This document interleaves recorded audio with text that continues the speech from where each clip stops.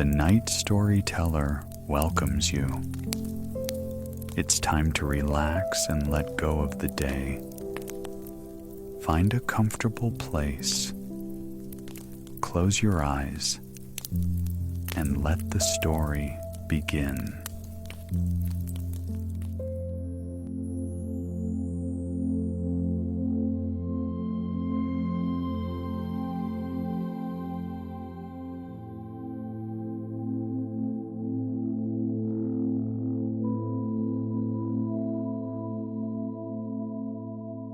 Paris was still asleep when the first faint light appeared on Rue Saint-Honoré. The street lamps faded dimly, as if ashamed of their own yellow fatigue before dawn. From the depth of a narrow alley drifted a scent, warm, slightly sweet, with a hint of smoke. It came when the bakery, Chez Etienne, small and weathered, its paint peeling, old shutters creaking with every breath of wind. Etienne always woke at the same time, 3:15. Rising wasn't a feat, it was simply life. His body had learned the rhythm of the oven, the whisper of the wooden paddle, the sound of the knife slicing fresh dough. He was 60, but he moved quietly and precisely, like a clock that never stopped. He lit the oven before the first people appeared on the street. Sometimes he heard footsteps, night workers, street cleaners, the occasional passerby. Paris had its own nocturnal music, the clang of metal buckets, the dull rumble of cartwheels, short shouts between vendors preparing for the morning, and above it all, an ever-present aroma that belonged to the city as much as the river or the sky. In the corner of the bakery stood a small photograph in a dark wooden frame. A young man in a flour-dusted apron smiled shyly from it. His name was Jules. He had once been Etienne's apprentice. 5 years ago, a flood had taken his life. The Seine had risen suddenly, and the boy hadn't managed to escape his home by the riverbank. Since then, Etienne had worked alone. He didn't complain or curse fate. He simply lived on because bread doesn't wait. The dough was obedient today. Soft and warm, it rose slowly, like the morning sky. Etienne loved this moment, when it was still shapeless, yet already alive, breathing. He often thought that bread was a small miracle made of hands and patience. In it lay everything: water, salt, fire, time, and something unseen, perhaps memory. When he placed the first loaves on the counter, the clock showed 5:20. A shadow appeared behind the glass. A small, thin girl in an old coat pressed her face to the window. She watched as he took a new batch from the oven. "Bonjour, Monsieur Etienne," she said softly when he opened the door. "Bonjour, Clara," he replied, wiping his hands on a towel. "You're early again today." "Mama couldn't sleep. She says the smell of your bread helps her rest." Etienne smiled and handed her a small round bun. "Here, take it." Still warm, Clara took it carefully, as if afraid to wake the aroma. She bit off a piece, her eyes closing for a moment. "It tastes like a dream," she whispered. That was how each of their mornings began. She came almost every day, for bread, or sometimes just to watch him work. Her mother, once a seamstress, was ill with a lung condition, so Clara had left school to care for her. Etienne never asked many questions. He understood silence. It often spoke louder than words. The street was slowly coming alive. Voices of newspaper boys echoed somewhere. The smell of coffee drifted from a nearby bistro. Carts rattled with milk bottles. Paris opened its eyes. Etienne stood at the doorway, leaning on his paddle, watching the sun gently touch the rooftops. Clara was already walking home, holding a bag of bread, her silhouette melting into the morning light. Inside, the bakery was warm, almost cozy. Dozens of golden loaves with crisp crusts lined the shelves. He always baked more than he needed, giving some away to neighbors, the homeless, children.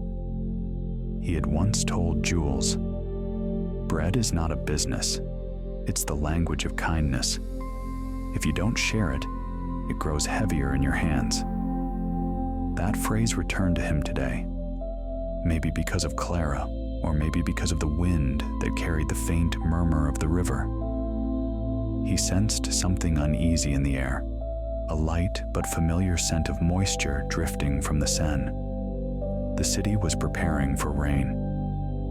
Etienne looked at Jules' photograph. "Well, my friend," he said quietly. "Autumn again? And the dough is rising nicely. You'd be glad the fire cracked in the oven," as if answering him. The old baker chuckled softly to himself. He never liked talking to people much, but with fire and bread, he always could. They never asked unnecessary questions. Outside, the sky was brightening, and Paris was fully awakening. The bell tower struck 6. Smoke rose upward, dissolving into the mist. Somewhere, far away, a tram rumbled. Etienne took a new batch of dough and began kneading again. His hands moved confidently, almost tenderly. He knew, as long as the bread rises, as long as the dawn smells like this, the city lives. The rain came unexpectedly. Paris always knew how to do it beautifully, softly, without thunder, yet with that constant tenderness that seeped into everything: the stone, the windows, the scents. Along Rue Saint-Honoré, the water flowed in narrow streams, shimmered on the street lamps, and turned everything around into a mirror. Etienne stood at the bakery door, watching passers-by hide beneath umbrellas, feeling a faint unease. He had always thought rain carried something with it. Not just moisture, but memories. Especially autumn rain. Especially when it smelled like the river. The dough was capricious today. The humidity changed its texture, forcing him to start over again and again. The oven worked without rest, crackling like an old chest. Etienne wiped his forehead, smiled wearily, and glanced toward the photograph of Jules. "You're laughing, aren't you?" he muttered. "The rain's playing against me again." The door opened softly. Clara stood there. Her coat was soaked, her hair stuck to her cheeks, but her eyes were bright. "Bonjour, Monsieur Etienne," she said, catching her breath. "You're drenched," he sighed. "Come, sit by the fire." She sat near the oven, stretching her hands toward the warmth. The blue light from outside mixed with the golden glow of the flames, dancing across her face. "Mother's better today," she said. "She said she dreamed of something beautiful." "That's good," he replied. "Sleep is bread too. Without it, a person is empty." Clara smiled. "I brought you something." She took a small notebook wrapped in fabric from her pocket. "These are my drawings. You once said bread is an art. I thought, maybe someday I could create something alive too." Etienne took the notebook. On its pages were simple pencil sketches, streets, windows, cats on rooftops, and among them, the bakery, drawn with striking accuracy. Every crack in the wall, even the small sign Chez Etienne. "This is beautiful, Clara. Truly beautiful," he said. "You see the world with eyes that listen?" She blushed. "Do you think one day I could show my drawings in Paris?" "In Paris?" he chuckled. "Here even the rain dreams of being an artist. So yes, you will. But first, you must believe in yourself." The rain drummed harder. Drops tapped against the glass as if someone softly played a drum. Suddenly, A low rumble echoed from the direction of the river. Etienne stiffened. "The Seine's rising again," he murmured. "Last time, it started with that same sound." He stepped to the door and looked out. Water was already creeping toward the sidewalks, gleaming like mercury. "You'd better stay here," he said seriously, "until it calms down." Clara nodded, though her eyes showed curiosity rather than fear. She watched the city under the rain, as if it were being painted anew, like an artist washing away old lines to draw others. Etienne returned to the oven. "If the water reaches the alley, we'll have to lift everything onto the shelves." Once, when it flooded, he stopped mid-sentence. He didn't like to remember that day. The day Jules never came back. The day the water brought not just fear, but a silence that lingered for months. Clara quietly stood and came closer. "That's when you lost your apprentice, isn't it?" Etienne only nodded. His name was Jules. A good boy. Always laughed, even when the dough failed. She looked at the photograph. "He would be proud of you." Etienne smiled faintly. "Maybe so. But you see," he picked up a loaf, still hot. "Since then, I've baked for 2. Maybe that's why the bread turns out this way." The rain didn't stop. Paris drowned in the sound of water. Clara sat by the fire, sketching something new, as if she couldn't stop.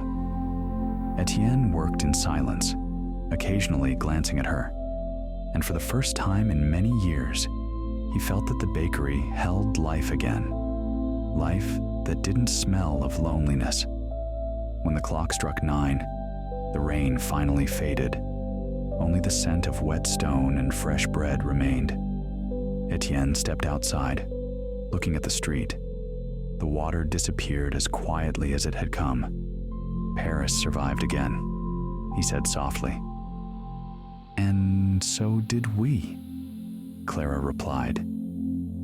He looked at her, and for the first time, thought that perhaps fate had left him here for a reason, in this bakery among ovens and memories, because every dawn belongs to someone it's meant for. The next morning, Paris looked freshly washed. The narrow streets gleamed after the rain, small puddles still resting on the cobblestones, reflecting a sky the color of milk. The air smelled of coffee, damp chestnuts, and warm bread.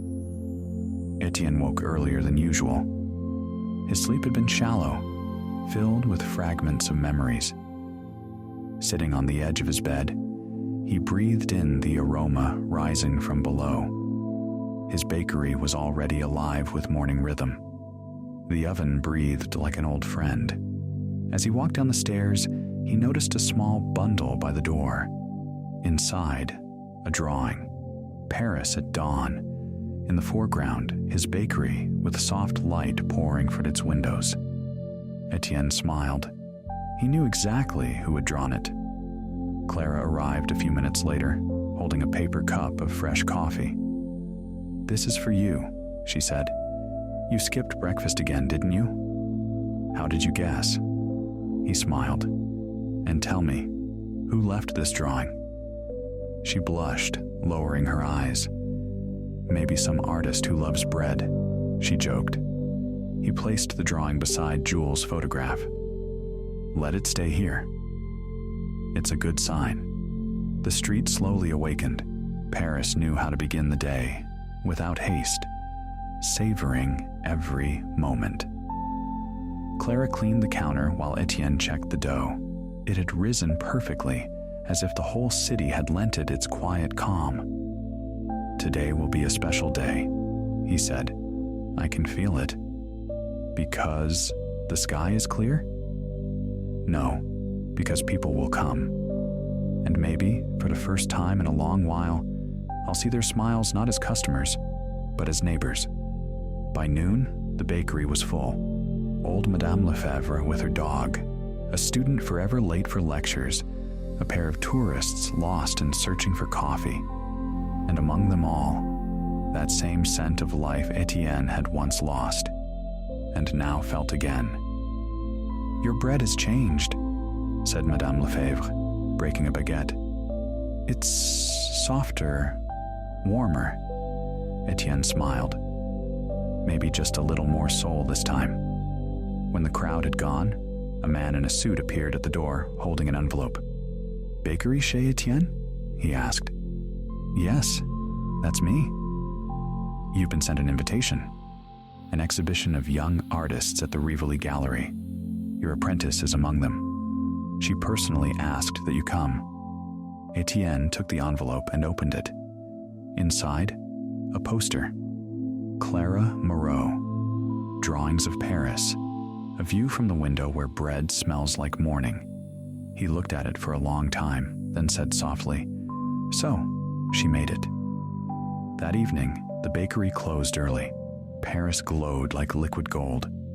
The Rivoli Gallery shone through its tall windows, revealing dozens of works inside. Streets, rooftops, cafes, and a familiar door. His bakery. Clara stood beside her series of drawings, a little shy but radiant. When she saw him, her eyes lit up. "You came." "How could I not? You paint Paris better than it sees itself." She laughed. "You taught me to notice the simple things and to draw what doesn't fade." "That wasn't me," he winked. "That was the bread. It knows how to remind people what matters." On his way out, Etienne paused. Dusk had settled over the street. The air still carried the scent of rain, but now it didn't feel sad. Somewhere nearby, an accordion played. Laughter and the clinking of glasses floated through the air. Paris was alive. Walking home, he moved slowly. The street lamps spilled golden pools of light across the cobblestones, and the wind carried the scent of fresh baguettes from his own bakery. He looked up. The windows glowed warmly. In that light lived everything. Memory, pain, work, life itself. When he opened the bakery door, it was quiet inside. Only the oven crackled softly, warming the air for morning. On the table lay another drawing, a loaf of bread on a windowsill with the sun rising behind it. Etienne sat down and gazed at it for a long time. Then he whispered slowly, "Yes, Jules. Now I understand. Everything we bake is for someone who will come after us." He added a few logs to the fire, keeping the warmth alive. Paris slept, and it seemed that somewhere in the darkness, old bread and new life quietly met, like two halves of the same morning. The city of rain, Lviv. Lviv has always known how to remain silent under the rain. When the sky lowered itself and the clouds brushed the rooftops, the city did not hide. It listened. The cobblestones remembered thousands of footsteps, the walls thousands of voices, and the water flowing through narrow streets seemed to gather stories that no longer needed to hurry anywhere. This city was not born suddenly. It was not built in a single year, nor invented by chance. Lviv grew slowly, the way trees grow on hills, with roots deep in the ground and branches reaching toward the sky. According to the chronicles, the city was founded in the mid-13th century by Prince Danilo Romanovich. He built it not only as a fortress, but as a future center of life, trade, and culture. Danilo saw beyond his own time, and this could be felt in the layout of the streets, in the choice of the place, in the very idea of the city. The name Lviv was given in honor of the founder's son, Prince Lev. This name was not merely a sign of paternal affection. In those times, a lion meant strength, endurance, and the ability to stand firm while everything around changed. The city accepted this name as if it already knew how much it would have to endure. Wars, fires, sieges, shifting borders and powers. Yet the name would remain, as would its character. Over the years, Lviv became like a multi-layered book. Each century added its own chapter without erasing the previous ones. The townhouses on Market Square preserved echoes of merchants and craftsmen, Latin sermons and Eastern languages. Here, the roads of West and East crossed, and the city learned patience, attentiveness, and many voices at once. Lviv never demanded to be understood immediately. It allowed time to look closer. Rain in Lviv has always been special. It never frightened people or forced them indoors. On the contrary, it made the city more honest. Under the rain, unnecessary decorations disappeared, revealing true texture: dark stone, worn steps, old gates that remembered the touch of countless hands. Drops fell onto tiled roofs, slid over lion-shaped masks, lingered in the cracks of time. The city knew how to live slowly. Its streets never tried to be straight. They curved like thoughts. Lviv grew on hills, and because of that, the sky was always visible from somewhere, even when it was gray.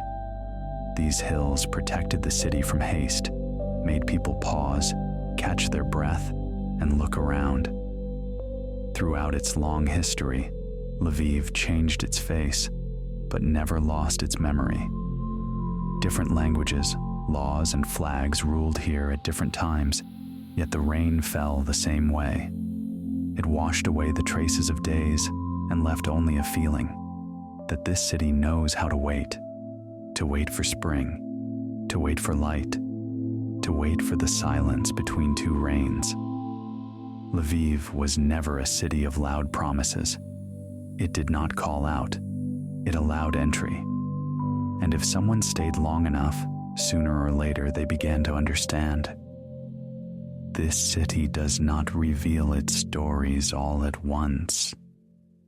It opens itself only to those who are ready to listen to how rain falls on stone. Again and again, year after year. Rain in Lviv was never accidental. It didn't arrive suddenly, nor did it vanish abruptly. It seemed the city had made an agreement with it centuries ago. That's why Lviv is often called the City of Rain, not because of the amount of rainfall, but because of the way rain exists here. It doesn't disturb life, it becomes a part of it. True Lviv residents hardly ever carry umbrellas. Many don't even own one. An umbrella here seems unnecessary, like trying to protect oneself from something that needs no protection. Rain in Lviv doesn't fall from above. It accompanies you. People walk the streets with their collars turned up, taking slow steps, letting the droplets touch their shoulders and hair. There is no carelessness in this, only acceptance. When the rain begins, the city changes its breathing. Sounds soften. The wheels of trams whisper differently. Footsteps on the cobblestones resonate more deeply, and distant bells dissolve into the air. The stones darken, as if remembering something old, and the facades of buildings become more serious, more honest. In the rain, Lviv takes off its masks. The air fills with scents: wet earth, old bricks, coffee. On such days, Lviv's cafes come alive in a special way. They don't just open their doors, they welcome you. Small, cozy, with wooden tables and fogged-up windows, they become sanctuaries from the rush. No one asks how long you plan to stay. No one hurries you. A Lviv cafe in the rain is a world of its own. People enter from the street, bringing with them cold and fatigue, leaving them somewhere between the doorstep and the first sip of hot coffee. Drops run down the glass, and inside, Time slows down. Someone gazes quietly out the window. Someone writes in a notebook. Someone just sits, holding a cup with both hands. Rain makes people more attentive to each other. On such days, there are fewer abrupt movements, fewer loud words. Lviv seems to ask for silence, and most people agree. Even tourists, who usually rush to see everything at once, begin to walk slower, watch their steps, listen to the city. They say rain washes away fatigue. In Lviv, it also washes away the unnecessary. Under it, the desire to appear someone else disappears. Here, you can be simple, slightly tired, slightly dreamy. The city accepts it. That is why Lviv is called the City of Rain. Not because water often falls from the sky, but because the people here have learned to live with it. Rain does not separate people from the city. It connects them. It makes streets closer, cafes warmer, and thoughts deeper. And when the rain continues for a long time, Lviv doesn't complain. It just keeps living, slowly, calmly, in the way only cities that know the value of silence can. Rain in Lviv is not always a reason to hide indoors. Some, on the contrary, step outside, raising their coat collars and letting the drops fall on their faces, hands, and shoulders. Streets that usually empty in a hurry transform into stages where life continues despite the rain. People walk slowly, sharing one umbrella or going without any, savoring the scent of wet cobblestones, the gentle chill in the air, and the trickling streams collecting in puddles. Lviv's photographers do not hide from the weather.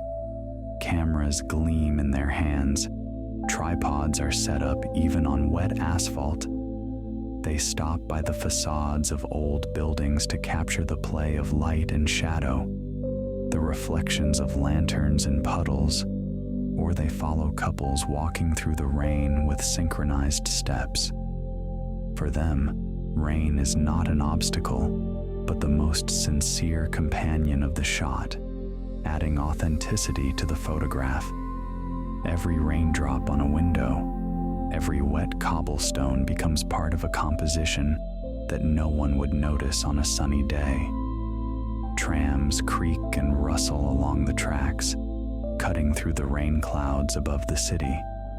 Their metal sides glisten with moisture, and the lamplight reflects in the puddles. Increasing their pace, they roll through the districts, carrying passengers to warm compartments where soft conversations or quiet laughter can be heard. Water drips from rooftops onto the platforms, yet the drivers remain focused, and passengers catch the moment, a moment when the city lives through both water and motion at the same time. Music floats in the air. Street musicians do not stay home. Violins, saxophones, double basses, their sounds pierce the rainy silence, adding rhythm to the wet streets. Melodies blend with the patter of raindrops and the splash of puddles underfoot, creating a soundtrack for those who enjoy the city without haste. The songs speak of love, of fatigue and joy, of the fact that even in a gray, wet world, warmth can be found. Sometimes a passerby stops to listen, then continues on, keeping their pace in sync with the music and the rain. Children run through puddles with umbrellas, leaving splashes behind, while cats hide under awnings, watching the world from their dry, safe perches. Cafes continue to welcome guests, but some people prefer to remain outside, observing, listening, photographing, capturing the mood that cannot be caught indoors. Inside cafes and bookstores, time slows down, yet even from there, one can notice those who chose the wet streets. Their steps are quiet but deliberate. They look around, smell the damp earth, old bricks, coffee wafting from entrances, and listen. How it drips, how it taps, how the city lives through water. Rain makes people more attentive. Each step becomes careful, each gesture significant. Lviv does not command, it shows. Life continues here, even if puddles lie beneath your feet and cold drops fall on your shoulders. Those who notice this understand. There is something special in this rhythm, something that cannot be reproduced under the sun, in quiet and calm. Raindrops wash away dust and fatigue, creating rhythm and harmony. People walk, photograph, listen, watch, and all these movements, sounds, and reflections intertwine into a single story. The story of Lviv, living at its own pace, rain or no rain. Even if the day stretches long, even if darkness lingers on the horizon, the city does not stop. Trams continue their journeys, musicians play, photographers capture moments, and passers-by feel the city with their whole bodies. Rainy Lviv does not hinder life, it shapes it. And for those who observe carefully, it leaves memories that neither rain nor time can ever wash away. Artists have always loved rainy Lviv. For them, it was more than just a weather obstacle. It was a living instrument that made the city genuine, sincere, and unique. Every drop that tapped on a windowsill or puddle seemed like a note in a composition that could be captured with a brush. The old buildings, which appeared static under the sun, came alive on rainy days. Wet stone tiles reflected muted light. Gaps between cobblestones collected traces of water, and reflections of lanterns and puddles created a kind of living mosaic. Many paintings of Lviv that we see in galleries and exhibitions were born on days like these. Artists went out into the streets, carrying easels in the rain, searching for moments when light and shadow, water and stone, people and city silhouettes merged into a single composition.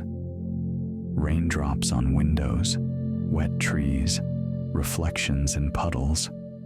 All of it became part of the canvas, where the rain was not a background, but the main protagonist.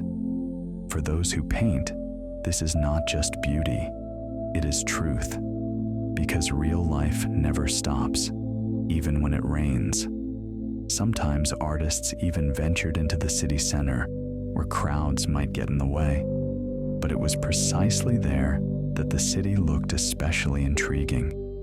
Trams cutting through wet streets, umbrellas of passers-by, their reflections in puddles, all part of a large living painting.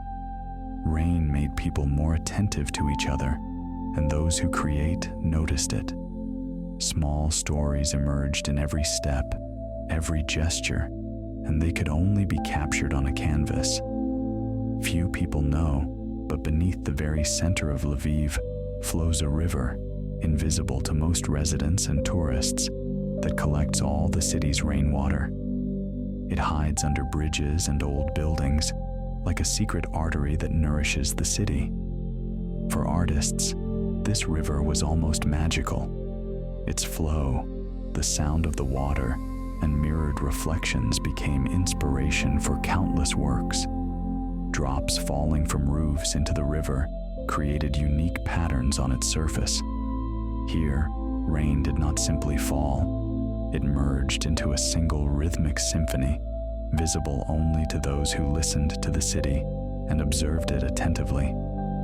When the sun finally began to rise, it seemed as if nothing had happened.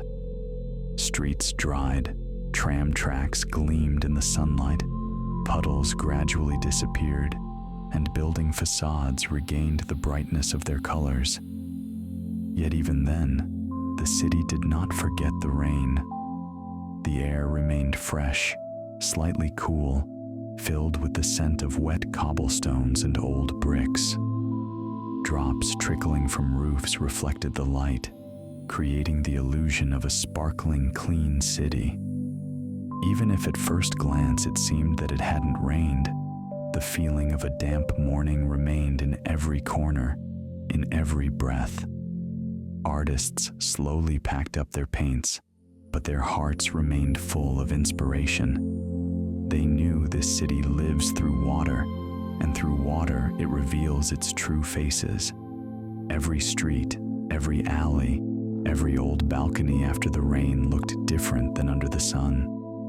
Reflections in puddles added extra depth, and subtle details, wet footsteps of passers-by, umbrellas, streams on asphalt, gave the painting a living texture. Artists move on, searching for new frames, new moments, but in their hearts, they always carry what the rain has given them. Lviv after the rain is a city of memories, moods, and invisible threads that connect all living things. People, streets, the river underground, musicians, photographers, and those who simply watch. And when they return to their canvases, every brushstroke, every shade, every detail speaks of real life, which cannot be conveyed without rain.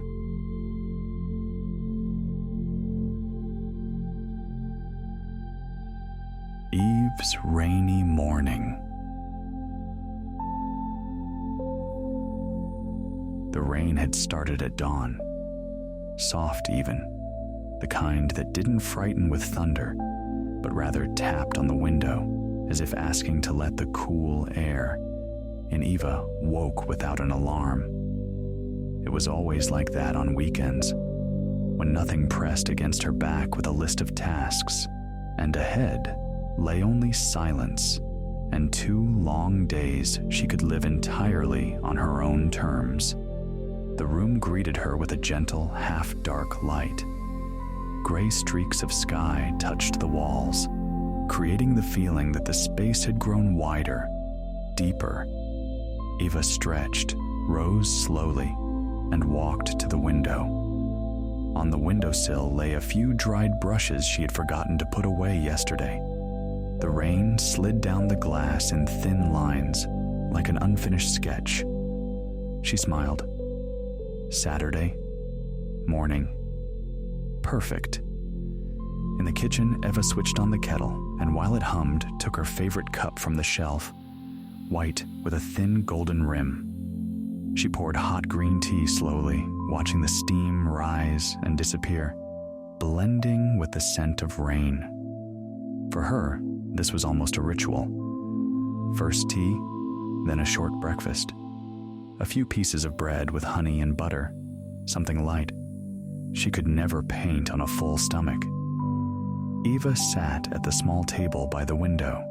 The taste of honey was soft, warm, and although the world outside was chilly, the room grew cozy. Someone hurried through puddles beyond the glass, but it seemed so distant, as if she lived in a different world, a quiet space that belonged only to her. After breakfast, she began a bit of light cleaning. She rearranged the books on the shelf, took the dried brushes from the windowsill, gathered loose sheets with sketches. She didn't like clutter when preparing to paint. Creativity required a clean surface, a space where every object had its place. It created inner quiet. When the room felt orderly again, Eva stepped to her easel. She ran her hand along the wood as if checking its mood. Old but reliable. It had served her for many years. She moved it closer to the window, where the light, though dim, was soft and even. Then she opened the paint box. Neat little tubes, arranged by color, looked up at her as if waiting for instructions. Eva slowly selected the ones she might need today. A few warm tones, a few cool ones. She didn't yet know what the painting would be, but she liked to be ready. The main strokes were never born in her mind, but in the process, when her hand accidentally chose a color she hadn't planned, and the painting began to take on a life of its own. She laid out the brushes in a row, arranged by size. She checked the bristles, soft, springy, almost new. Some that had lost their shape, she set aside. She couldn't stand when a line came out wrong because of a misbehaving brush. Next, the pencils. Ava took an old sharpener, sat at the table, and began sharpening each pencil, focused and careful, as though preparing a tool for something more important than just a sketch. Thin shavings curled onto the table, glimmering in smooth strips of wood. The sound, soft, whispery, always calmed her. Then she opened the window a little, letting in the scent of rain and a hint of marine freshness. Even though the sea wasn't anywhere near, she always imagined rain smelled like that. A light chill swept through the room, but Eva liked it. The coolness sharpened her attention. She took a small lamp with warm light from the shelf and placed it beside the easel. She needed the right atmosphere, a gentle blend of natural morning gray and the quiet golden warmth of the lamp. And only then did the room finally feel complete, creative, ready to welcome something new. Eva took a deeper breath, feeling the familiar flutter rise inside her, quiet but real. The sense that today she might create something important, but something was still missing. A muse. Eva took a clean sheet of paper, gently fixed it to the easel, and drew the first faint line. The rain didn't let up. It tapped evenly against the windowsill, the roof of the neighboring building, and the metal railings of the balconies. Eva had already grown used to this sound, monotonous, as if someone were whispering something through the rain. She slid her chair a little closer to the easel, adjusted the lamp so that the light fell more softly, and picked up her pencil again. Her fingers were warm after a cup of tea, but they moved uncertainly. She made a few light strokes on the paper, almost unconsciously. Then she erased them, drew another line, changed direction, added one to the side, outlined it, and erased it again. Everything looked too neat, too predictable. Eva exhaled sharply and then quickly, almost impulsively, dragged broad, chaotic lines across the page, letting her hand move without logic. Then she added a few sharp strokes. Then she turned the paper sideways and erased it all again. The room carried a faint smell of graphite, wet windows, and warm tea. It was the very atmosphere she had been preparing all morning. And yet, inspiration still refused to come. Maybe I just need to wait, she muttered to herself, stretching her neck and feeling the pleasant crackle of her spine. She looked out the window. The morning was dark gray. The sky hung low, almost touching the tops of the trees. Rain streamed down in even parallel lines, and thin rivulets slid across the pavement, collecting in puddles.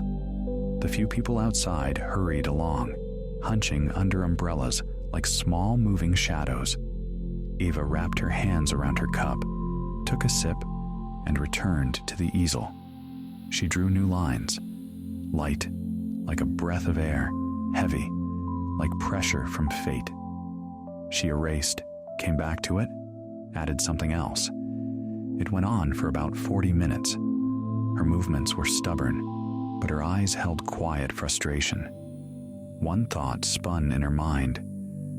Think less. See more.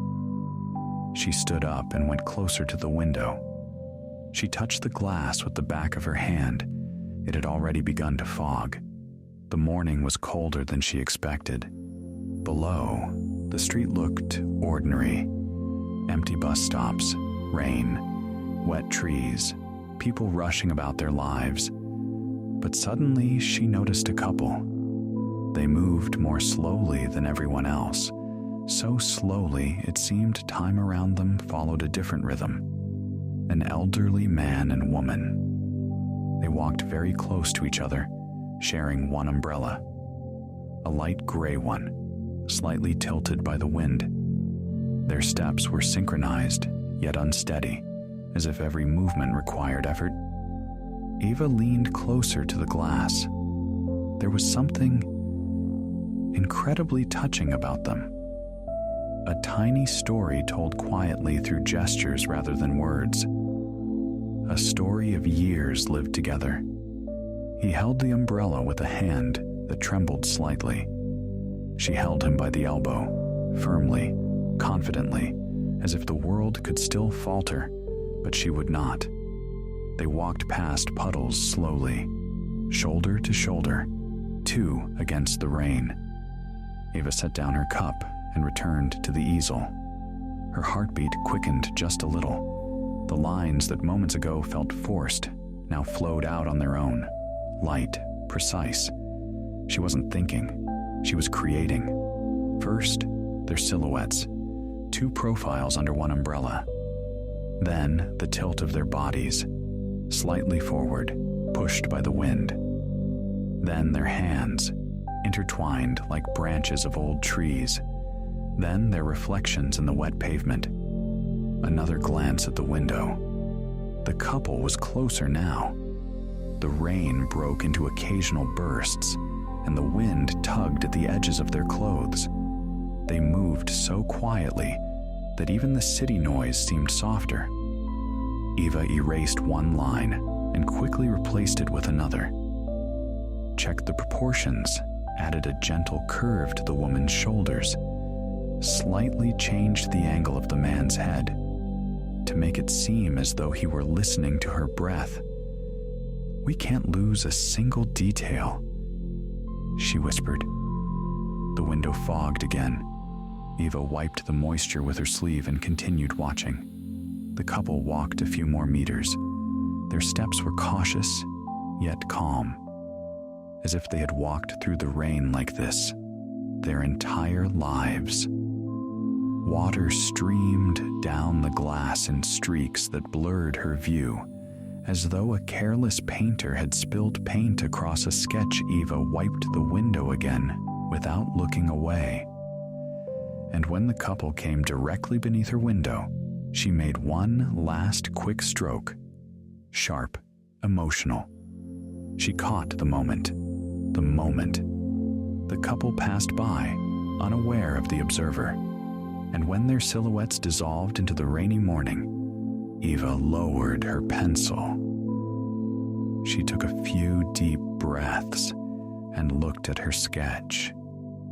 It was alive, real, finally, the very thing she had been searching for all morning. Eva sat before the easel for a long while, her eyes fixed on the sketch she had just made. The elderly couple had already disappeared around the corner, but in her mind, they kept walking, slowly, beneath a single umbrella, just as quietly as they had appeared. Their silhouette was no longer just a random scene from the street. It had become a key, the missing thread she had been searching for all morning. She drew a new line, thin, then another, softer, warmer. She deepened the shadows, adjusted the tilt of their shoulders, added a gentle bend to the arm. Her movements grew confident, calm, almost ceremonial. Each stroke seemed to echo inside her, and she no longer thought about what the painting should look like. She simply listened to what the canvas itself wanted to say. After a few minutes, Eva put the pencil aside and reached for her paints. The caps clicked quietly. The tubes squeezed softly in her fingers. The brush touched the palette, cautiously at first, like a voice testing its sound, then more boldly. The first stroke landed on the paper in a warm shade. The second, cooler to emphasize the rain. The third, nearly golden. Eva painted slowly, but with an unusual ease. Each stroke added depth to the story. Every shadow, every glimmer, every fold of the elderly woman's coat spoke of years, of support, of a shared path walked side by side. She mixed colors, wiped the brush, returned to the sketch, paused for a moment, and continued. The painting was slowly coming to life, filled not with rain, nor the street, nor the umbrella, but with love. The kind that doesn't fade with time. The kind that knows how to be quiet. The kind that has walked through fire and water. Eva lifted her gaze to the window. It was still raining outside. She smiled. Today, the muse had found her on its own. The history of the bicycle. In 1817, the Bavarian forester Baron Karl Drais from Karlsruhe carved a wooden two-wheeled horse. He presented his invention to the public in Mannheim in the summer of 1817 and later in Paris in 1818. Sitting on it, the rider's feet had to touch the ground. By pushing off alternately with each foot, the device could reach a speed of 14 kilometers per hour. 2 years later, the inventor received a patent in which the machine was officially named a running machine, or Draisienne, after its creator. It was equipped with a saddle and handlebars. Dreis's homemade creation did not gain popularity and soon faded into history, surviving only partly in today's children's scooters. In 1839, Scottish blacksmith Kirkpatrick Macmillan added a system of lever pedal propulsion to the scooter, similar to what is used today in children's pedal cars. The pedals drove the rear wheel through metal rods. The front wheel turned with handlebars, and the rider sat between the two wheels. Macmillan's bicycle was ahead of its time. Rotating pedals would not appear until 14 years later, thanks to Philip Fisher. In 1845, Englishman R.W. Thompson patented the pneumatic tire, but his invention was forgotten for a long time. Further improvements came when German mechanic Philip Fischer added rotating pedals in 1850. Thanks to these pedals, bicycles later received the roller chain, the most effective drive system still used today, beginning in 1869 with the bicycle of German master Treffs. 5 years later, in 1855, Frenchman Ernest Michaud applied these pedals to his own version and named the construction velocipede, meaning swift feet in Latin. From then on, the two-wheeled, single-track cart would be known only as the bicycle, and Michaud, who wisely patented his version, would be considered its inventor. His bicycle was exhibited at the 1867 International Exhibition in Paris. The pedals were attached to the front wheel. Enthusiasm for this new means of transport at the end of the 19th century led to the start of mass bicycle production. In attempts to increase bicycle speed, early designers focused primarily on the front wheel. The larger its diameter, the faster the bicycle moved. This led to front wheels reaching the height of a person, while the rear wheels became 2 to 4 times smaller. The cyclist sat on a saddle, placed directly above the front wheel, raising the center of gravity dangerously high. As a result, the bicycles were unstable and difficult to control. Even a small obstacle could cause the rider to flip forward along with the bicycle. Mounting such a bike without assistance required considerable skill, and achieving maximum speed proved impossible because the size of the driving wheel was limited by the rider's leg length. Beginning in the 1870s, the penny farthing design grew popular. A massive front wheel with pedals and handlebars, a small rear wheel, and the rider perched almost at the top of the large wheel. The high seating position and forward shifted center of gravity made these bicycles dangerous. As a safer alternative, tricycles were also used. In 1867, inventor Copper proposed a successful spoked metal wheel design. Thanks to this, bulky wheels became lighter. Starting in 1869, bicycles began to be equipped with metal frames. In 1867, John Gubb built a one-wheeled bicycle, a monocycle. Above a wooden wheel more than 2 meters in diameter, he placed a small seat hinged to the axle. The rider rotated the wheel using a lever crank mechanism. In 1900, Gubb's fellow countrymen proposed an inverted monocycle. The saddle and drive were placed inside the wheel. The rider pedaled the front wheel. The effort was transmitted by a chain to the rear wheel, and it, pressed down by the rider's weight, moved the large wheel. 2 support rollers moved along the inner surface of the large wheel and served as a kind of suspension. In 1869, German master Treffs connected a driving gear to the rear wheel with a chain. Thanks to the higher gear ratio, the bicycle required less physical effort and could accelerate more effectively. Its saddle was attached to a leaf spring that softened the bumps from the iron-rimmed wooden wheels. Structurally, this bicycle came closer to an ideal design, but the most successful geometry was ultimately achieved by the English inventor Rover.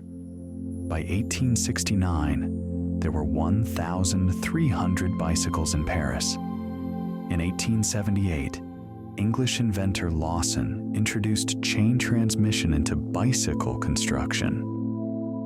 That same year, the first folding bicycle was created.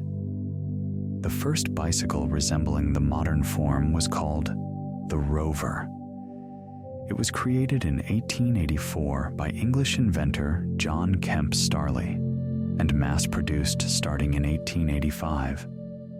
Unlike the penny farthing, the Rover had a chain drive to the rear wheel, equal-sized wheels, and the saddle positioned between them. Starley's bicycle earned the reputation of being safe, becoming so popular that in Polish the word for bicycle is still rower, and in some Western Ukrainian dialects, rover. In 1885, the low Rover safety model appeared with 2 equal wheels. The bicycle became so safe that women and children began riding it. The geometry of the modern bicycle is very similar to Starley's design. In 1885, Rover created the safe bike with a rear wheel powered by a chain. However, the 19th century version still weighed 35 kilograms. In 1888, Scottish veterinarian John Boyd Dunlop reinvented the pneumatic rubber tire, originally patented in 1845. After this, bicycles finally lost their nickname, bone shakers. As often happens, the idea came unexpectedly.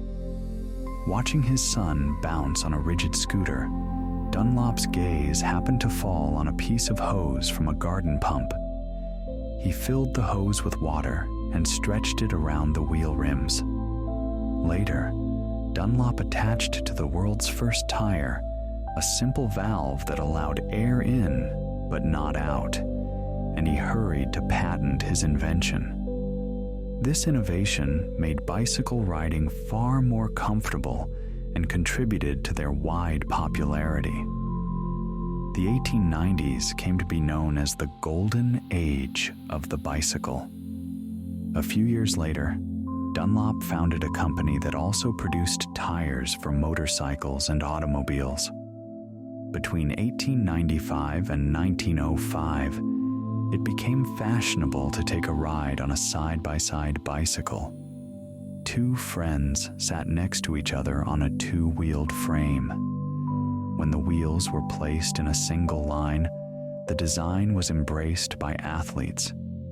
It allowed for higher speeds because the air resistance remained the same, while the force applied to the driving sprocket increased proportionally to the number of riders, referring to two-person racing tandems. In the early 1900s, athletes competed on 3, 4, 5, and even 6-seat machines. In 1895, a bicycle with built-in music appeared.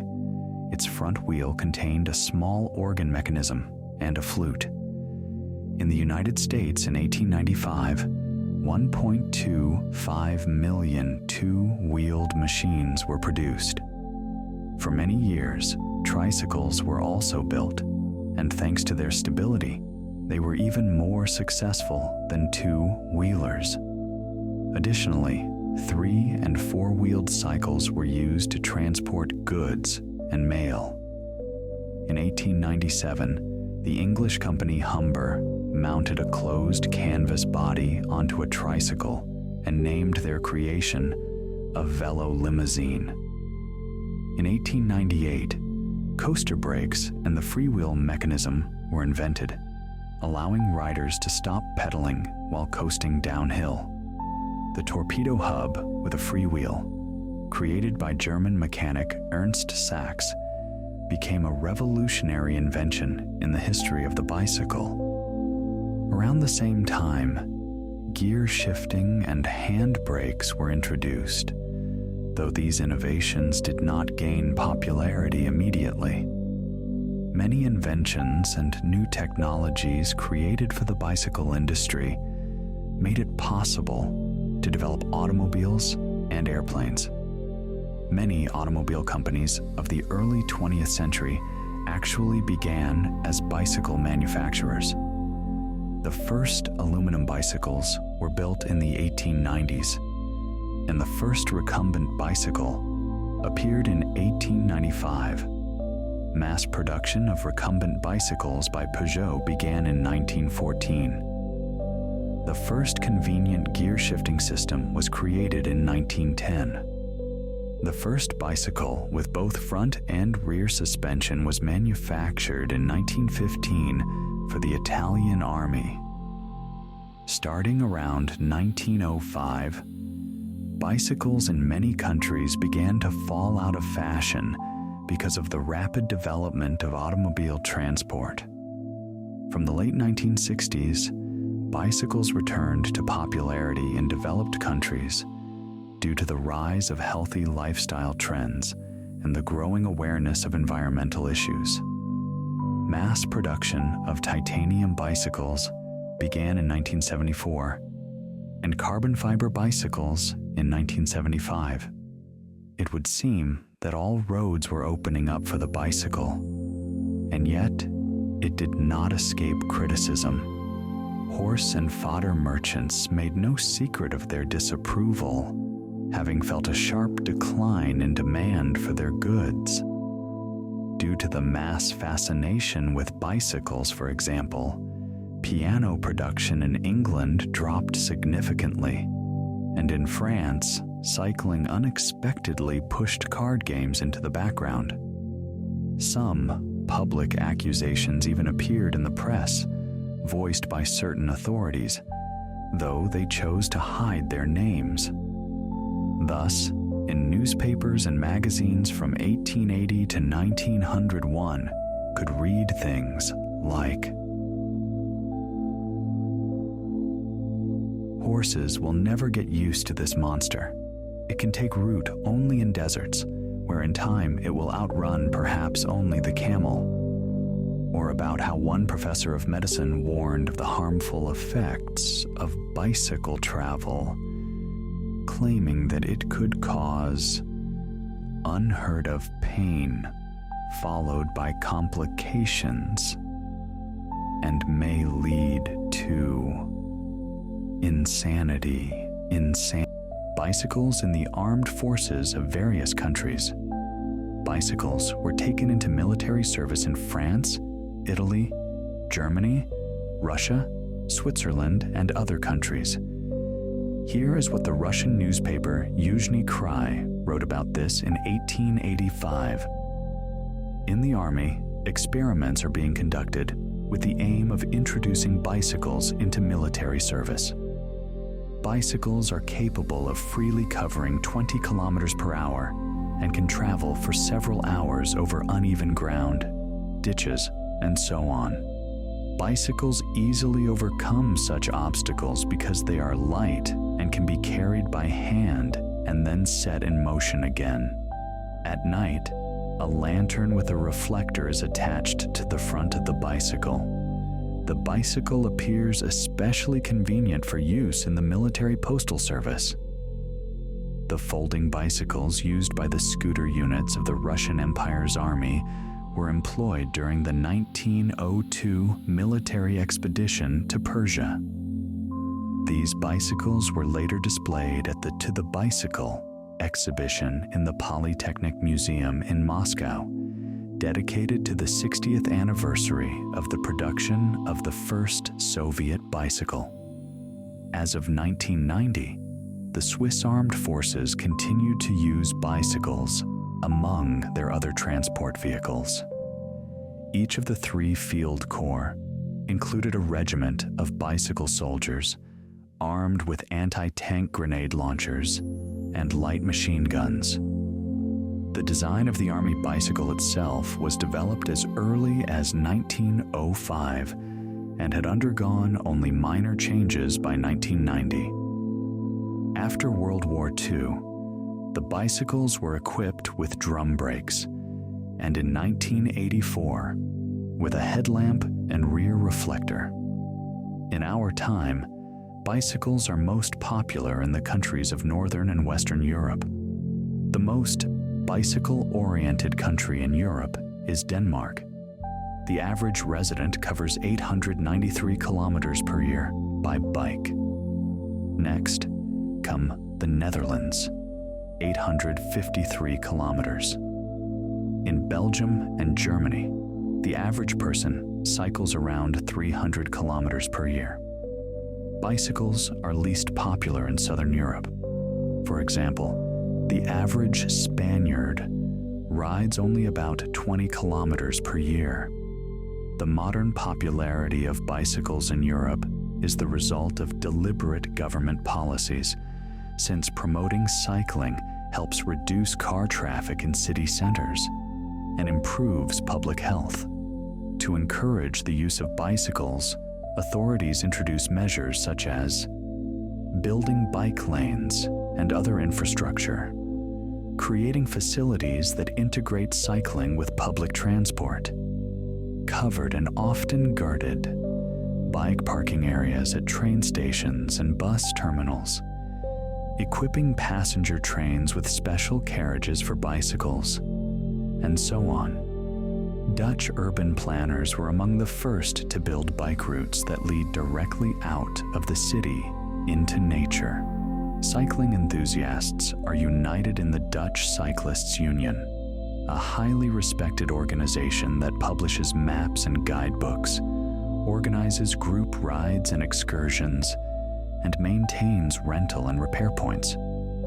Every year, with its support, a bicycle fair showcasing new models is held. In many European countries, bicycles can be rented right at the train station.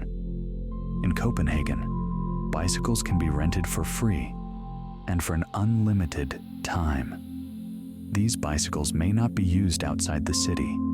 Violators face a fine of 1,000 kroner from the first police officer who stops them. Their unusual design and color make them difficult to steal or disguise as privately owned. A similar program exists in Helsinki. Free bike rental is also available in the Hoge Veluwe National Park in the Netherlands and several other places. In Amsterdam, which calls itself the bicycle capital of Europe, bikes can be rented not only at the railway station, but also at rental points in most bike shops and many hotels. There is even a special hotel for cyclists. One can rent a water bicycle, a tandem bicycle, and even an 8-person bicycle. In this city, bicycles are a common means of transport, far more widespread than cars.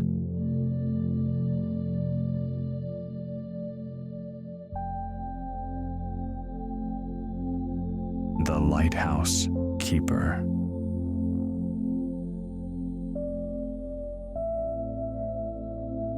On the edge of a small seaside village stood an old lighthouse. Each night, its beam swept across the dark waters, tracing an invisible path for ships far out at sea. The lighthouse was tended by a man named Thomas, calm, solitary, and meticulous in all he did. For more than 10 years, he had lived in a modest cottage at the foot of the tower, where everything was simple: a wooden table, a small stove, a shelf lined with books about the sea, and an old radio that whispered softly in the evenings. Every day, Thomas climbed the spiral staircase to the top of the tower, checking the lamps and polishing the lens glass so that the light would shine bright and clear. He knew his work rarely drew notice, but without it, the sea would become far more dangerous. The local fishermen often waved to him from afar when returning from their catch, and the village children said he was the man who spoke to the light. Thomas loved listening to the sea. At night, when the wind fell silent and the waves rolled slow and even, it seemed to him that the water whispered old stories. He knew every sound: the rumble of the surf, the crackle of shells, the hiss of wind through the rocks. Sometimes, sitting by the window with a cup of hot tea, he caught himself thinking that only one thing was missing: someone's presence, someone to share the silence with. That evening, the sea was restless. Clouds hung low, the wind drove the waves toward the shore, and the lighthouse cast its beams into the darkness as if searching for something. Thomas stood at the top, wrapped in an old coat, watching the horizon. The minutes dragged by. And then, in the distance, he spotted a small shape tossing between the waves. At first, he thought it was a piece of driftwood, but it moved, not randomly, but as if someone or something was trying to stay afloat. Thomas lifted his binoculars. His heart tightened.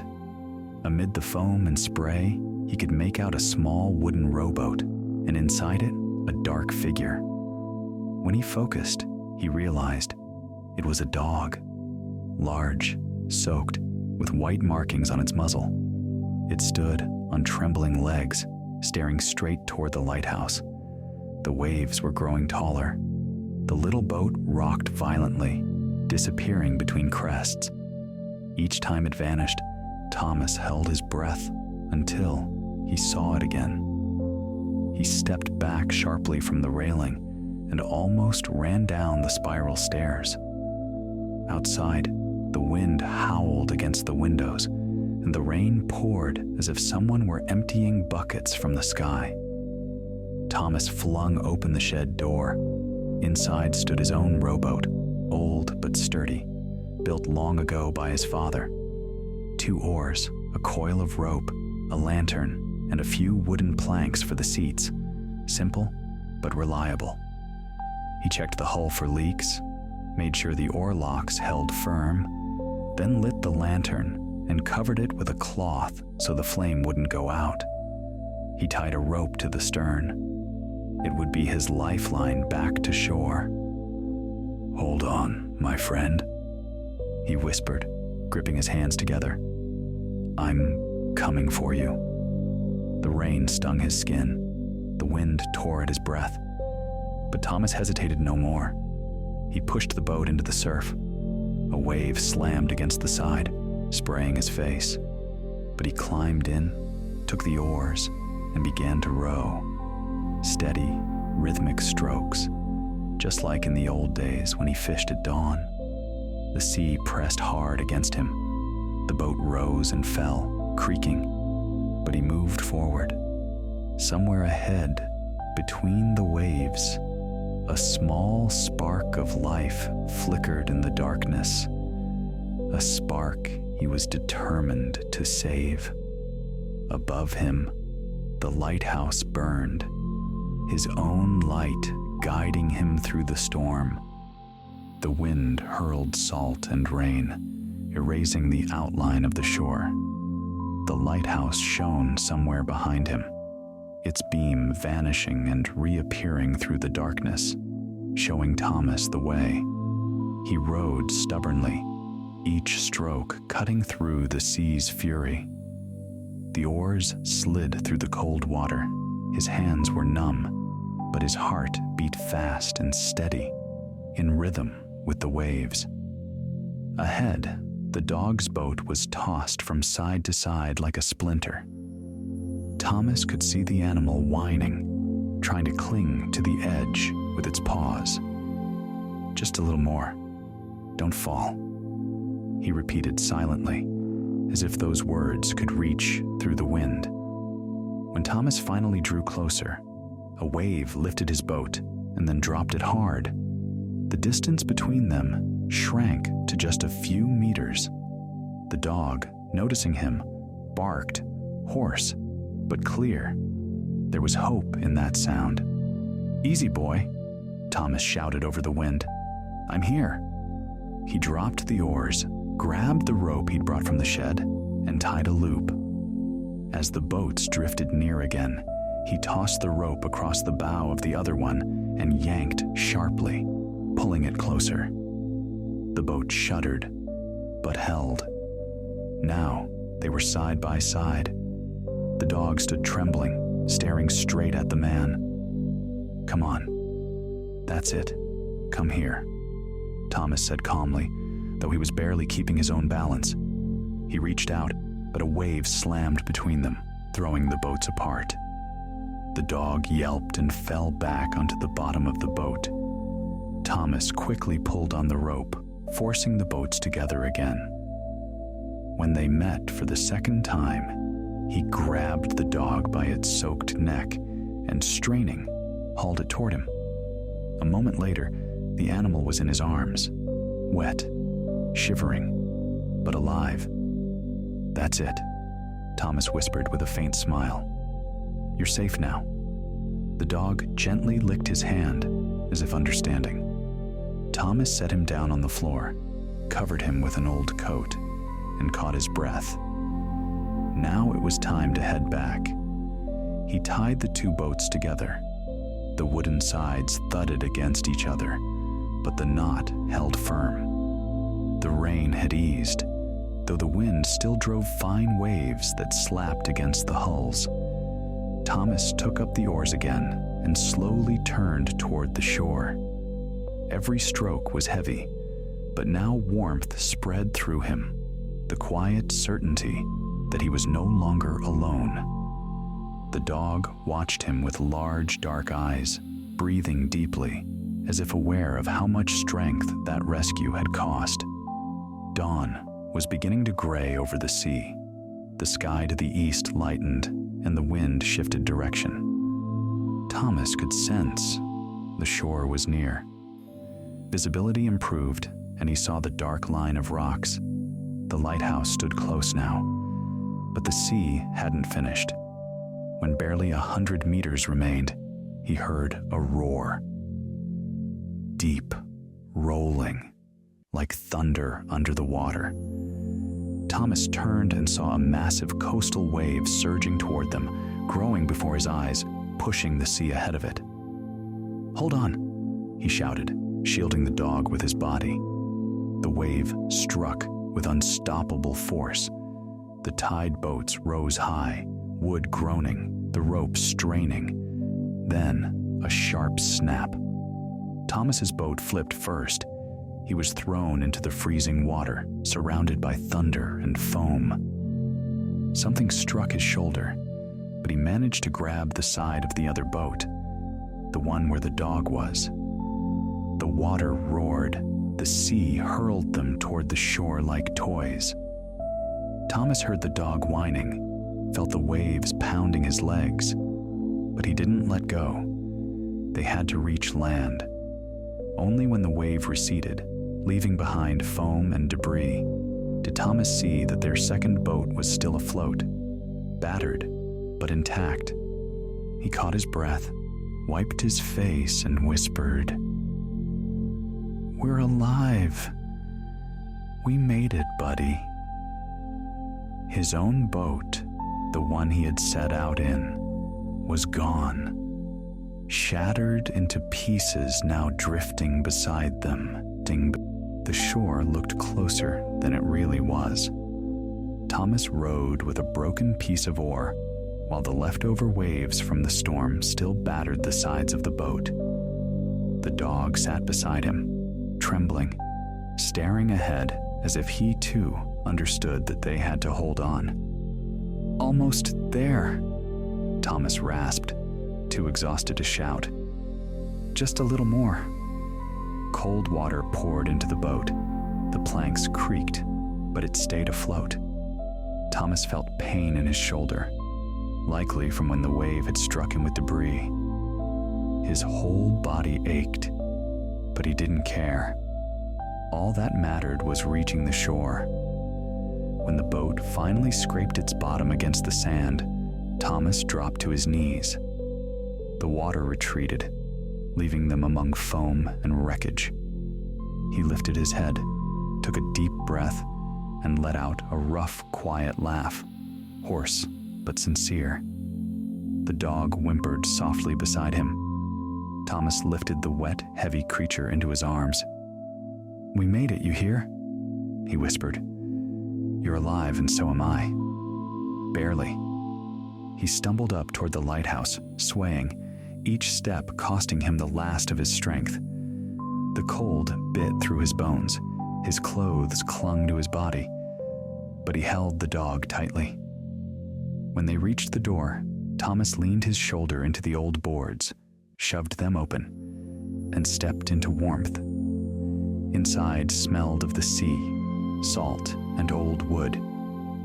He set the dog on the floor, quickly lit the stove, and threw a few logs on top. The fire flared to life, hissed, and the first waves of heat slowly spread through the room. The dog sat by the fire, paws tucked under, gazing into the flames. Water dripped from his fur onto the floor, but his eyes now shone, not with fear, but with trust. Thomas pulled off his wet sweater, wrapped the dog in a dry blanket, and nudged him closer to the fire. "That's it," he said quietly. "Now we're home." After the storm, everything felt unreal. Even the crackle of the fire, even the faint sound of the sea beyond the window. Thomas put a kettle on the stove, took a piece of fish left from lunch, and placed it before the dog. The dog sniffed it first, then began to eat carefully, without taking his eyes off Thomas. "Eat. Get your strength back." The man smiled. Then he sat down on the bench by the stove, leaning heavily against the wall. Exhaustion pressed on him, but there was peace in it too. For the first time in a long while, someone breathed beside him, alive, warm, and grateful. Thomas watched the dog drift to sleep by the fire and felt himself smiling as well. His thoughts moved slowly, like the calm waves after a storm. "You're a lucky one, you know," he whispered. "The sea itself brought you to me. Lucky, that's your name." The dog twitched his ear as if he'd heard and agreed. The next morning, as the sun rose over the sea, the lighthouse shone again, steady and calm as always. At its top stood Thomas with a cup of coffee, and at his feet sat the dog, gazing down at the waves softly brushing the shore. They both remained silent. But in that silence was everything. The storm, the fear, the rescue, and a new life that had begun right there, beside the light that guides those lost in the dark.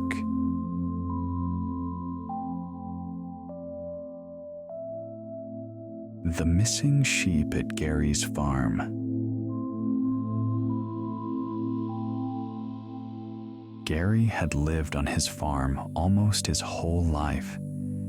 It was an old wooden house with a roof that gently crackled every morning when the first sun rays touched the metal sheets. Gary always woke up at 5 in the morning, not because he had to, but because his body had long adjusted to the rhythm of farm days. He got up slowly, feeling every joint, but without a single complaint. He liked this steady pace. Before stepping outside, he always paused for a moment at the small kitchen window. From there, he could see the pasture stretching down the valley. In the morning, the grass was silver with dew, and the sheep stood still in the light fog, like painted figures. Among dozens of white backs, he could always spot Marina. She had a slightly darker side, and a habit of standing apart from the others, as if she preferred to look at the world on her own. Gary walked outside, holding an old metal bucket close to his chest, and slowly made his way to the barn. He started his day by checking the feeders, filling fresh water, and adding hay. The chickens greeted him with loud clucking. The goats rubbed against his legs, and Midge the dog, his restless guardian, ran in circles as if rediscovering the joy of life every morning. After feeding the animals, Gary always walked around the property. He carefully inspected the fence, old, leaning in places, but still strong. He fixed whatever needed fixing, tightened the wire, replaced posts, hammered new nails. He liked this kind of work because it gave him a sense of stability, as if, as long as the fence stood straight, his life wouldn't fall apart either. The house inside was simple, but always tidy. Gary couldn't stand mess. Every morning, he lit the old stove, put on the kettle, and made himself a modest breakfast: toast, eggs, and a big cup of coffee. While he ate, he listened to the sounds of the farm. If everything was calm, he allowed himself a few minutes of quiet. Marina was special. Gary loved all his animals, but he had a special affection for her. He found her years ago on the side of the road, a small, exhausted lamb that could barely stand. He picked her up, carried her all the way home under his jacket to keep her warm. Since that day, Marina almost never wandered far, always stayed close, always responded to his voice, and let him gently pat her head. Every day after the main chores, Gary went into the pen, sat on an old upside-down crate, and watched the sheep. That was what calmed him the most. Their slow movements, their rhythm, the quiet broken only by soft bleating. He used to say that sheep never rush, and they remind him that life shouldn't be rushed either. Around noon, he usually worked in the shed, fixing tools, sorting old boxes, organizing feed. He never threw anything away, believing that every item might still come in handy. Everything on the farm had to be practical, but at the same time, every corner had its own story. And in the evening, when the sun sank toward the horizon, Gary always did the final check. He counted the sheep again, checked the gates, and only then returned inside. On the day when everything began, He did his usual evening round, but for the first time in many years, he came up one short. Marina was gone. Gary stood in the stable, pressing his palm against the cold wooden beam as he stared at the empty spot in the pen where Marina usually rested. The air felt heavy, not from heat, but from that strange, lingering sense that something had disturbed the usual order. At first, he thought he might have overlooked her, that perhaps she hid somewhere among the other sheep or curled up in a corner. But after he walked around the enclosure, a second and third time, his heart began to tighten with worry. Marina was gone. He grabbed his lantern, an old one, its glass slightly clouded by the years, and walked along the fence line. Midge ran beside him, circling now and then, and barking sharply whenever Gary paused to peek under every broken plank. Gary checked the traps and barriers, lifted piles of hay, inspected the little dugouts in the corners where young lambs sometimes hid for warmth and shelter. But there was nothing. Emptiness, fewer hoofprints than usual, and the familiar smell of hay and the earthy breath of the field. Next, he headed toward the pond, a small pool behind the old windmill where animals sometimes went to drink. On the way, he listened closely. Maybe he would hear a faint bleat carried by the wind along the path. On the soft trail leading to the water, he noticed tracks, small and light, like those of a sheep walking restlessly. The tracks led toward the bushes and further toward the small dam, then disappeared into the tall grass. Gary bent down, running his fingers along the print, feeling the soil still damp from the morning rain. His heart began to beat faster. He didn't panic, but every step pulled him farther from the comfort of home and closer to the unknown, where all kinds of dangers could wait. A narrow pit, a predator's hiding place, or simply a lost ewe that had wandered too far. Gary called her loudly, drawing a deep breath before shouting the familiar call he had used since childhood. "Marina! Marina here." His voice echoed across the meadow, bouncing off the house walls and reaching the old trees. The echoes returned in broken fragments. No reply. He walked the entire area he could cover in the first hours. The outer fields, the old straw pile, the apple grove where lambs sometimes hid from rain, even the abandoned corner of the fence, overgrown with thorny scrub.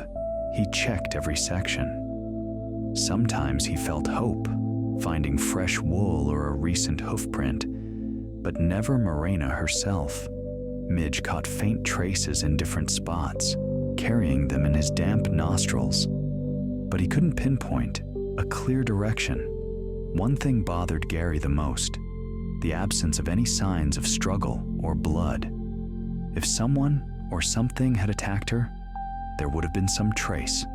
Overturned piles, scattered hay, scratched boards, but everything was untouched. It offered a strange clue. Marina might have walked away on her own, or humans might have taken her. He thought of his neighbors.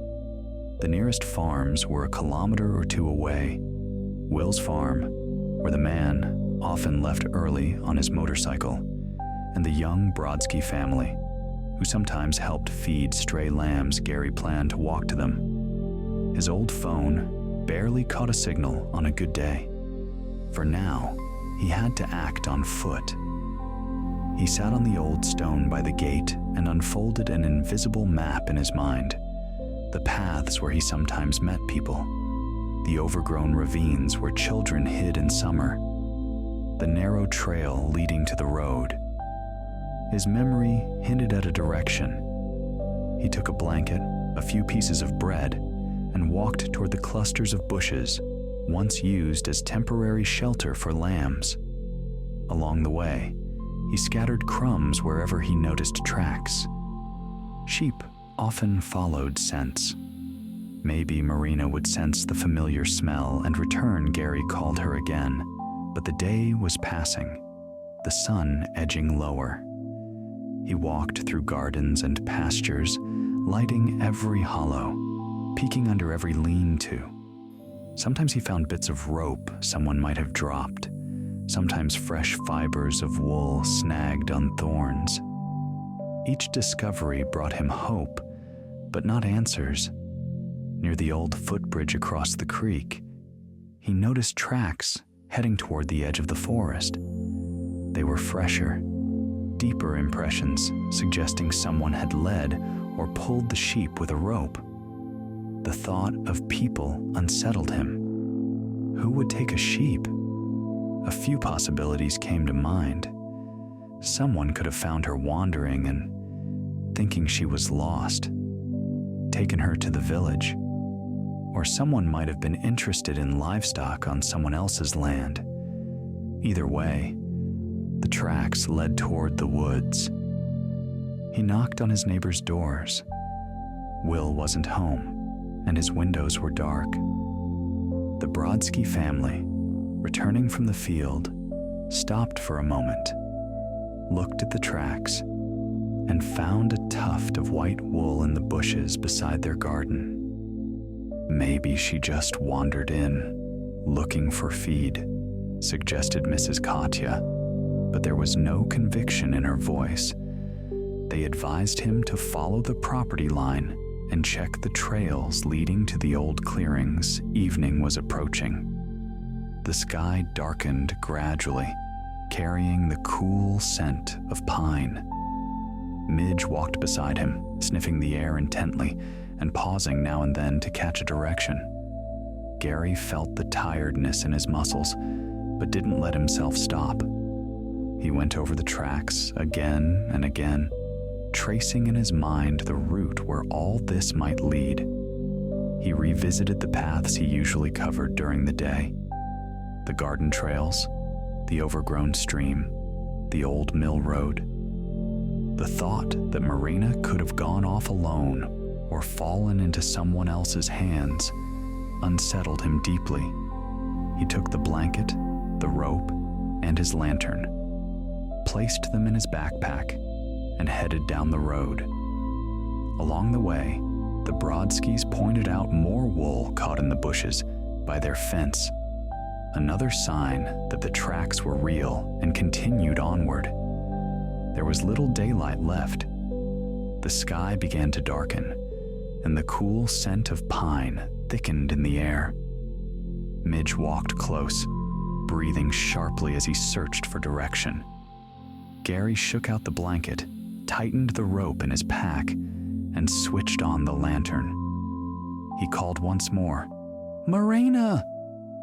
And for a moment he heard only a faint echo from the forest. He stood at the edge of the orchard, watching how the shadows stretched and swallowed the path ahead. He remembered how he once found Marina by the roadside, her tiny heart barely beating, and how he knew he would never leave her. That memory gave him strength. His heartbeat was uneven, but determination outweighed fear. Gary took one last breath, checked the lantern and rope, and when the dusk finally wrapped the field in its heavy silence, he stepped toward the trees. Darkness was falling quickly. The evening quiet thickened like a heavy fabric slowly draping over the land. Gary stepped under the shadow of the trees, and at once it felt as if the world behind him had slipped a mile away. The lantern cast a narrow beam of light that slid across the damp leaves, catching roots and branches intertwined underfoot like a warning. The forest at night was entirely different. It breathed deeper, sounded quieter, yet somehow more attentive, as if it listened to every step of an uninvited guest. Midge walked beside him, tail lowered, nose constantly trembling. From time to time he stopped, inhaled the air, and whimpered softly, As though trying to catch a direction, Gary followed him, even though his legs had been aching with fatigue for hours. But the thought that Marina might be somewhere nearby kept him from slowing down even for a moment. They moved deeper, and gradually the forest grew denser. Branches slapped against his sleeves, roots jutted out of the ground like traps. Gary called out again and again, "Marina! Marina, can you hear me?" Only a dull echo answered, with no trace of a living sound in return. When he approached the old ravine, the place where children from nearby houses once went to pick berries, Midge suddenly halted and tensed his whole body. Then he barked quietly, but very distinctly.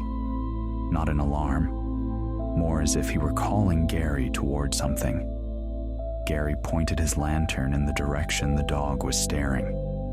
The beam revealed a mass of dense bushes woven so tightly that hardly any animal could have squeezed through. But as he stepped closer, he heard a sound, faint, muffled, almost like a sob, a soft "me," trembling as if the voice itself had been worn down by fear and exhaustion. Gary's heart leapt. "Marina!" He shouted so loudly the lantern shook in his hand. The reply was weak but real. He crouched down, pushed aside the branches, and saw her. Marina stood trapped between two massive blackthorn bushes, completely entangled in the thorny limbs. Her sides were scratched, patches of wool ripped out, and her legs trembled with fatigue. She couldn't take even a single step. Every movement only pulled the thorns deeper into her coat. When she saw the light, she bleated softly, but without hope, as if she no longer believed she could be freed. "Oh, my girl," Gary whispered, kneeling beside her. He carefully set the lantern on the ground so it shone upward and began parting the thorns with his hands. Some branches had to be snapped, others torn gently so he wouldn't injure her any further. Marina flinched each time a thorn brushed her skin, but she didn't struggle, as if she understood she could finally trust the touch. The work was difficult. The blackthorn dug into his palms, his hands burned, but Gary didn't stop. He cleared the way inch by inch, until at last he could slide his arm beneath her neck and guide her toward a more open space. Meanwhile, Midge circled quietly, keeping watch, but the forest held nothing now except thick, heavy silence. When the final branch gave way and bent aside, Marina managed to take a step forward. At first, she simply stood there, with her head lowered, as though she couldn't believe she was free. Then she pressed her side gently against Gary, just like she used to do when he brought her home as a lamb. "It's all right, I'm here," he said softly, stroking her neck. He pulled out the blanket he had brought with him and carefully draped it over her so she wouldn't get cold. Her wool was damp and chilled from the night air. Then he looped the rope gently, not tightening it, and picked up the lantern. The walk back was slower, but no longer weighed down by the dark uncertainty that had followed him all day. Gary walked holding the rope, and beside him stepped Marina, weak but obedient. Midge trotted ahead, turning back every few seconds, as if making sure the three of them were still together. When they emerged from the forest, a deep navy night hung over the field, and in the farmhouse window, a faint lamp flickered, the one Gary had forgotten to turn off. The light looked warm, comforting, a sign that everything truly would be all right now. Gary exhaled as deeply as he hadn't in a long time. Tomorrow, he would patch the fence where that cursed gap had been, the one Marina had wandered through on her way to the woods. But that would be tomorrow. Tonight, the only thing that mattered was that she was here. He leaned down and touched her head. "Come on, girl. Let's go home." And together they walked into the night, which no longer felt hostile.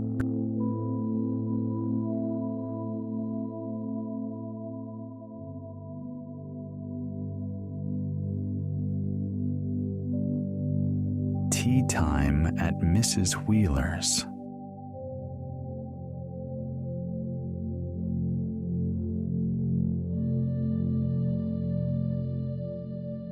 Mrs. Wheeler lived in a small house on the edge of town, in a place where the street slowly turned into a quiet road stretching between the trees. Her house wasn't new, but it was well cared for. A white facade with soft green shutters, a neat porch with wooden railings, and a round table where she loved to drink her tea during the warm seasons. But the part that drew the most attention was her garden. The garden spread from both sides of the house and behind it, as if wrapping the building in a soft, colorful blanket. There were rose bushes, a small pond with water lilies, maple trees, and lilac shrubs that filled the air with a dizzying scent in spring. Mrs. Wheeler tended the garden herself, never rushing, always moving, with the quiet confidence of someone who truly loves what they do. She knew every plant, every branch, and she noticed immediately if something was wrong. Her hands were never empty. Sometimes a small watering can, sometimes a basket with pruning shears, sometimes a teacup she would set down on the bench under the apple tree while she loosened the soil or tied up a young branch. And although she was already of age, she moved lightly, as if the garden itself gave her strength. But it wasn't the garden that made her special. The brightest part of her life was the Friday evening tea gatherings, an old tradition she cherished with all her heart. Every Friday, exactly at 6, the doors of her home opened for all her grandchildren and their friends. Mrs. Wheeler always said, "If you want to come, come. And if you want to bring someone, bring them." Her grandchildren often changed interests, discovered new hobbies, quarreled and made up with their classmates, but they always came for tea. And they always brought someone new, a neighbor, a classmate, or sometimes a quiet girl who sat in the back row at school and rarely spoke to anyone. There was always room for everyone at Mrs. Wheeler's table. Her house on those evenings filled with sounds, laughter, the soft clinking of plates, the smell of fresh baking, and the gentle rustling of pages when she reached for one of her old books. She had a whole cabinet full of stories and collections, which she read to the children after each tea. But she didn't only read. She listened with the same warm attention. She listened to the children's stories about school, about trips, about what happened to them on the way to her house, and about the things they dreamed of doing someday. Mrs. Wheeler had a way of listening that made every word feel important. The children felt it, and they trusted her, even with the things they were too shy to tell other adults. Her home was always peaceful. The gentle light of the lamps touched the old frames on the walls. The small curtains moved slightly in the breeze, and the clock in the living room measured 1 minute after another with its soft ticking. The children liked that place. They felt comfortable there, as if time slowed down just enough to let them rest from the busy world. If someone arrived upset, Mrs. Wheeler noticed it first. She didn't ask unnecessary questions.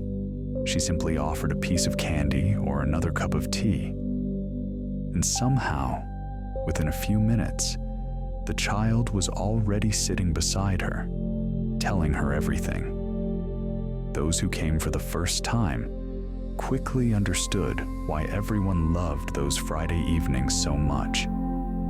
Mrs. Wheeler had a rare gift for creating an atmosphere where everyone felt welcome. Nothing special, just tea, cookies, stories, and a bit of warmth that the adult world so often lacked.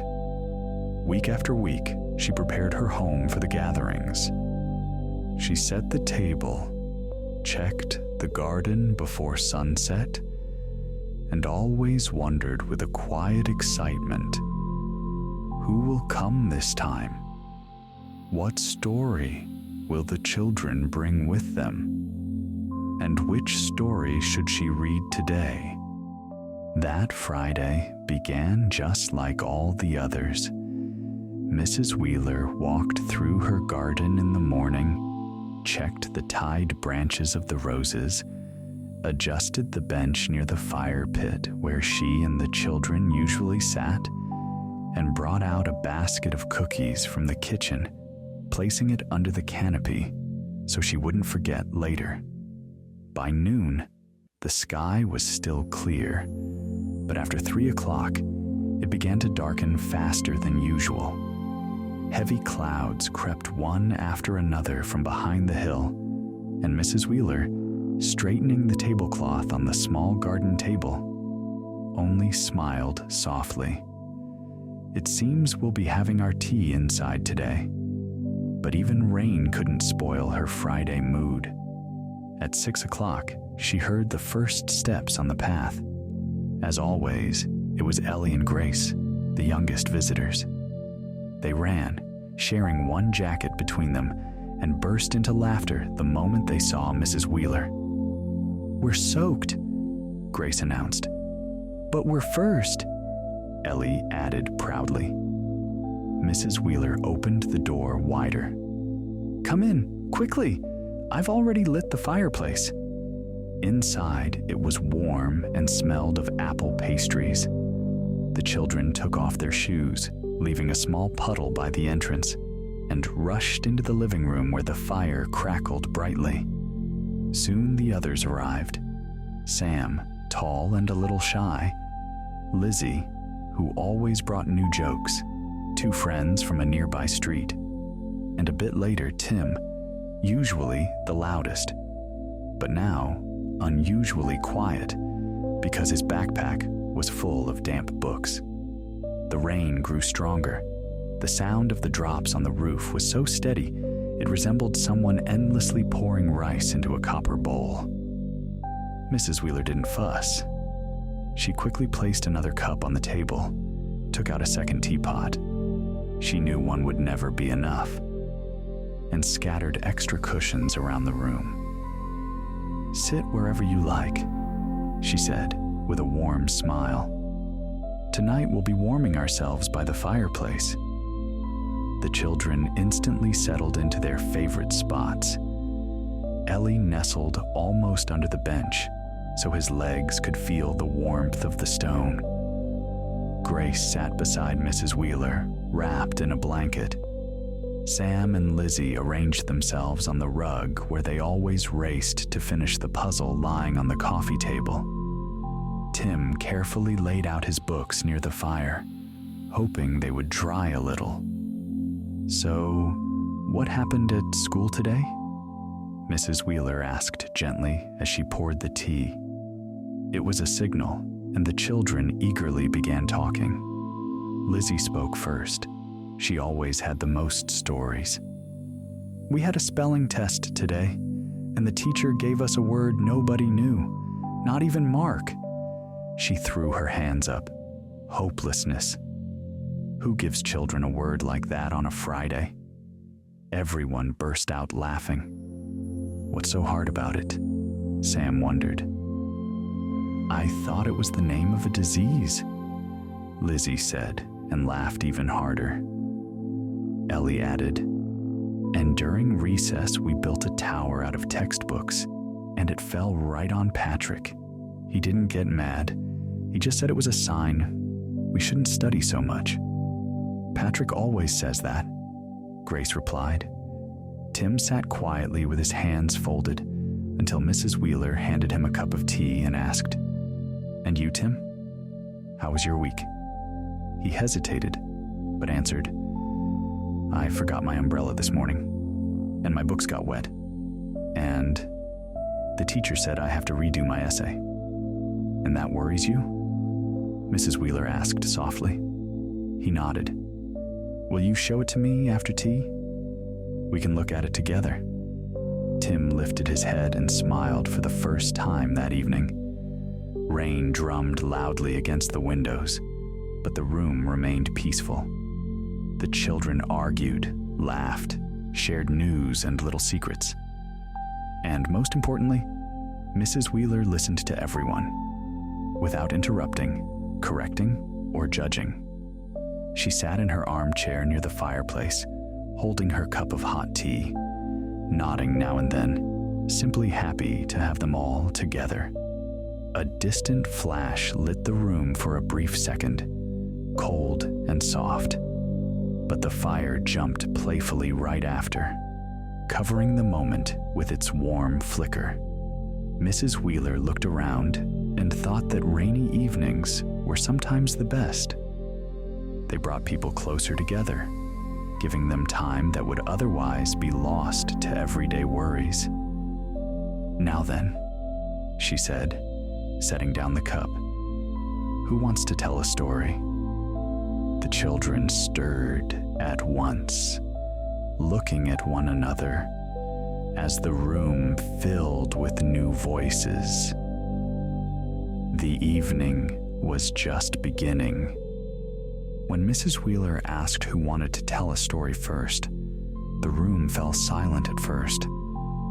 But after just a few seconds, the silence melted into a lively buzz. Everyone wanted to speak, and no one wished to give up their turn. "I'll go first," Lizzie exclaimed, raising her hand so sharply she nearly knocked over the teapot.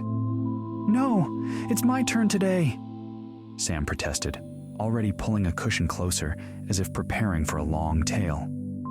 "You two argue every time," Grace sighed. "Let me go for once." "But I have the best story," Tim burst out, forgetting all about his damp books. "And I thought of a scary one," Ellie added proudly. The voices blended together, rising, overlapping, piling on top of one another. It seemed that at any moment, someone would get upset, and someone else would start to sulk. The fireplace crackled, but instead of calming them, it now felt like a reminder of how quickly a flame can flare up if left unattended. Mrs. Wheeler set her cup on the table and gently clapped her hands. "Children, children," softly now.